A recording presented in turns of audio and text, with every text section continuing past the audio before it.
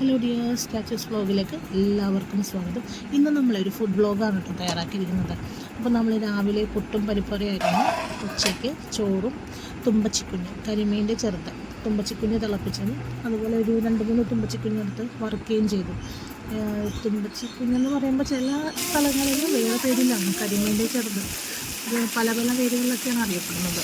നമ്മളിവിടെ കൊച്ചിക്കാർ തുമ്പച്ചി എന്നാണ് പറയുന്നത് കേട്ടോ.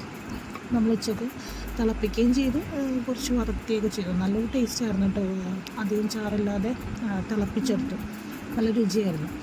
പിന്നെ അതിനുശേഷം നമ്മൾ ഉച്ചയൊക്കെ കഴിഞ്ഞപ്പോഴേക്കും ലൈറ്റായിട്ട് ഓട്സ് പാലിൽ കാച്ചിയെടുത്തു, അത് ഉണ്ടായിരുന്നു. പിന്നെ അതിനുശേഷം നമ്മളൊരു സ്പെഷ്യൽ റെസിപ്പി ആയിരുന്നു കേട്ടോ, റവയും തേങ്ങയും അതുപോലെ തന്നെ ജീരകവും പഞ്ചസാരയും പഴമൊക്കെ ചിങ്ങമ്പഴമൊക്കെ ചേർത്തിട്ട് മിക്സിയിലടിച്ച് നമ്മളത് അല്പം നെയ്യ് ഒഴിച്ച് അതൊന്ന് ചപ്പാത്തി പോലെ പരത്തിയെടുത്തു.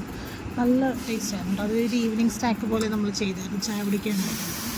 അപ്പോൾ ഒന്ന് ട്രൈ ചെയ്ത് നോക്കുക. ഇങ്ങനെ ചെയ്ത് കൊടുക്കുന്നത് എളുപ്പമാണ്, കുട്ടികൾക്ക് ഇഷ്ടപ്പെടുകയും ചെയ്യും.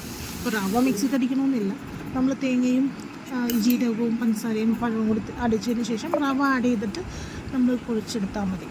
നല്ല ടേസ്റ്റാണ്, നല്ലൊരു സോഫ്റ്റായിരുന്നു അത് കഴിക്കാനായിട്ട്. പിന്നെ നമ്മൾ രാത്രിത്തെ കറി ചെയ്യാത്ത കാരണം കക്ക ഉണ്ടായിരുന്നു, മമ്മി കക്ക വറുത്തെടുത്ത് നല്ല ഫ്രൈ ചെയ്തെടുത്തായിരുന്നു.